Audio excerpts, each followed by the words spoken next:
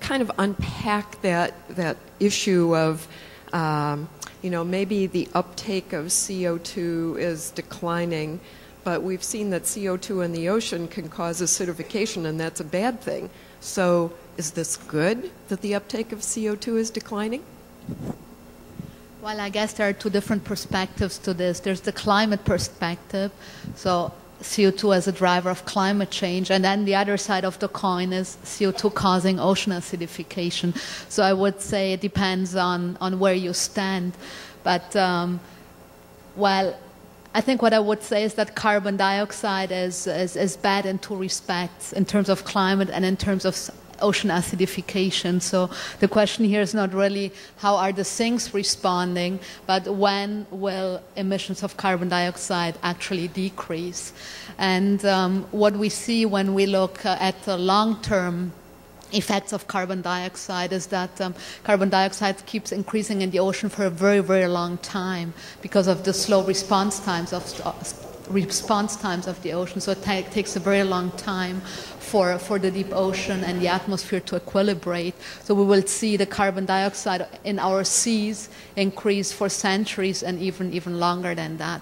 So I would say the only recipe which would satisfy both sides is really reduce the emissions of carbon dioxide.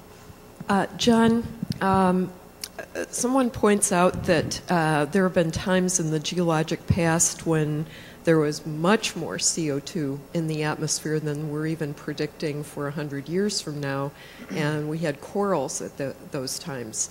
So what's changed? That's a very good question, and it comes up fairly often. CO2 has been much higher in the past, and it was much higher even 65 million years ago during the PETM mass extinction. I wish I would have showed the graph. I had a slide on this, but if you look at if you look at the mass extinction events throughout the geologic past, you also see big spikes in CO2. And the PETM event that wiped out the dinosaurs 65 million years ago was a high CO2 event on the order, I think, of 1,000 ppm, which is something that we're on track to do, by 2200 if we stay on the track we're on now.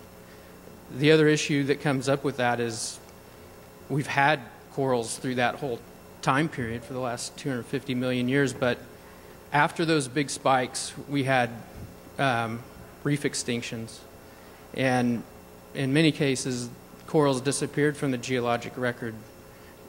Coral reefs disappeared from the geologic record after those events, and it took on the order of millions of years for the systems to recover.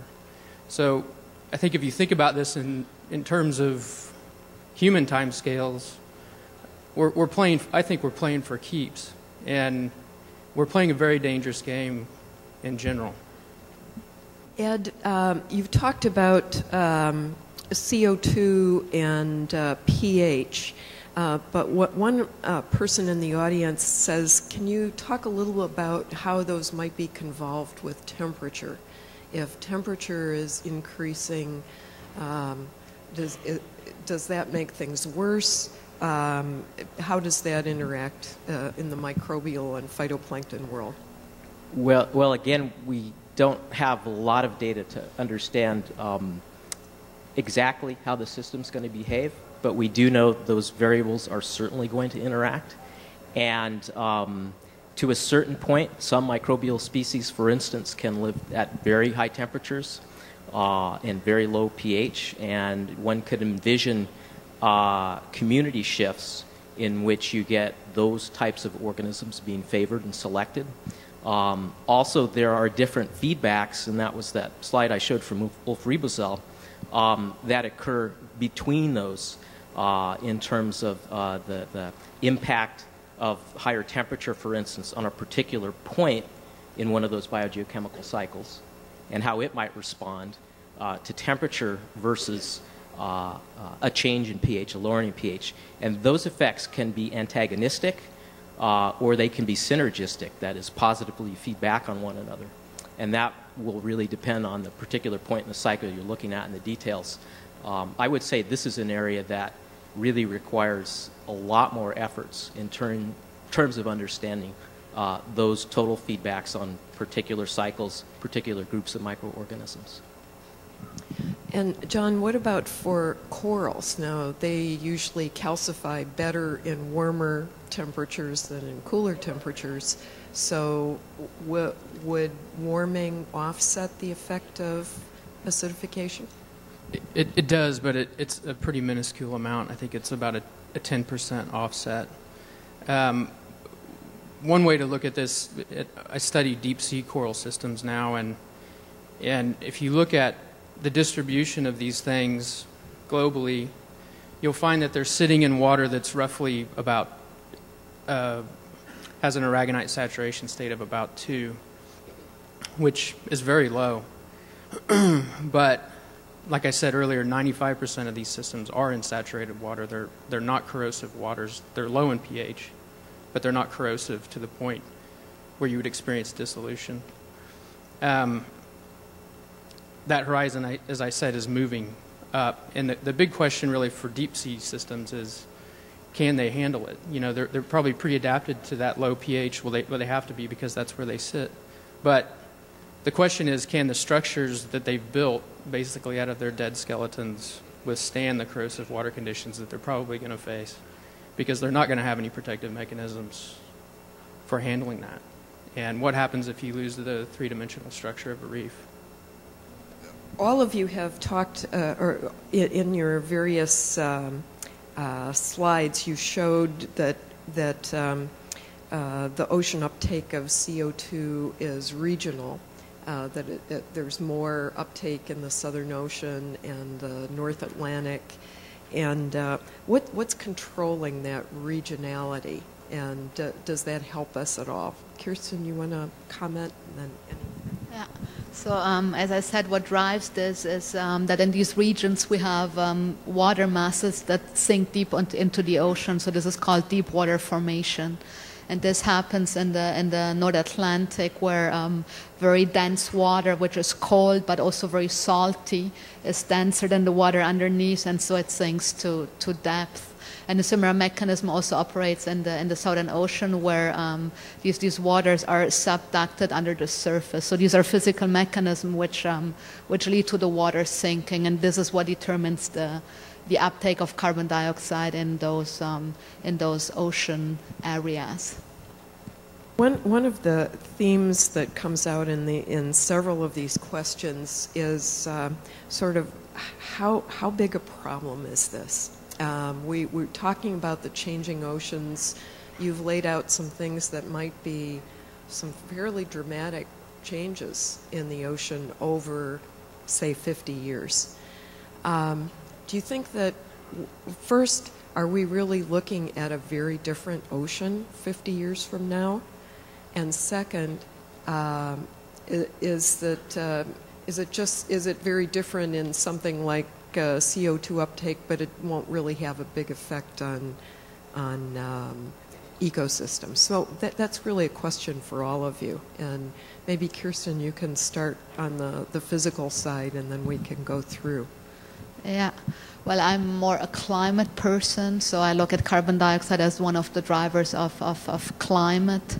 And so in terms, I see, from my perspective, the ocean is mainly a sink of carbon dioxide. So I speak mainly from that perspective. And as long as we will emit carbon dioxide into the atmosphere, the oceans will obviously take that carbon side up. So even though the sink will weaken, there will always be an increase of carbon dioxide in the ocean. And this will, as I said earlier, this will happen on a very long time frame. So even if we were to halt emission or to stop emissions completely right now, the uptake of carbon dioxide would still go on for a very long time. And this obviously helps climate a little bit, but not too much, because what we also see is that climate is largely irreversible. So even though we have this uptake of carbon dioxide and a declining CO2 levels in the atmosphere at some point, climate is not really responding to that because it has also a very long time scale. So yeah, I leave it at that, saying that many of the decisions or of the changes that we are imparting to the system right now are irreversible on very, very long time scales. So from a physical point of view, the sink will continue, but many of the changes may not be reversible. Exactly, yeah. Mm-hmm.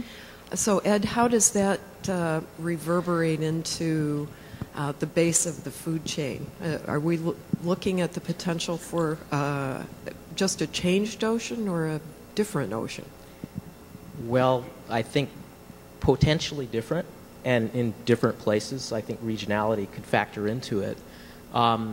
We know in some areas of the ocean that there appear to have been shifts in the past from the very small bacteria-sized organisms, which tend not to feed as efficiently into the higher food chain, so less productivity shifting up into higher trophic levels that we really care about, things like tuna.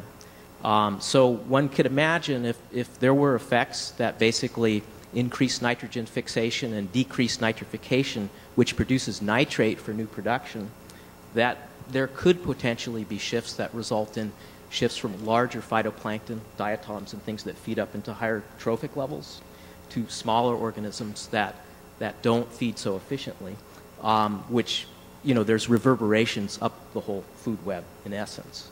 Our ability to predict how this is going to go is not very good yet, but we know that these types of community shifts that are linked to biogeochemical cycles are really important. And of course, when you think about the macrofauna, and particularly the corals, there's no question a different world. To me, it's the rate of change that is the real worry here. And to give you some kind of perspective on that, the rates of pH change we're seeing now are 100 times faster than anything we've seen in about 500,000 years. The projections that we're looking at for end of century, Earth probably hasn't seen in over 20 million years. So we've got big changes in the pipeline, and the big question is, can these organisms that we think are important adapt quickly enough to be able to handle those stresses? And I think the answer is going to be some can and some can't. And to me, the biggest worry in all of this for me is that society's not going to take this seriously until the effects are already being seen in pretty catastrophic ways in our oceans. And that could take a form of fisheries collapse or other things that are very important to us in our economy.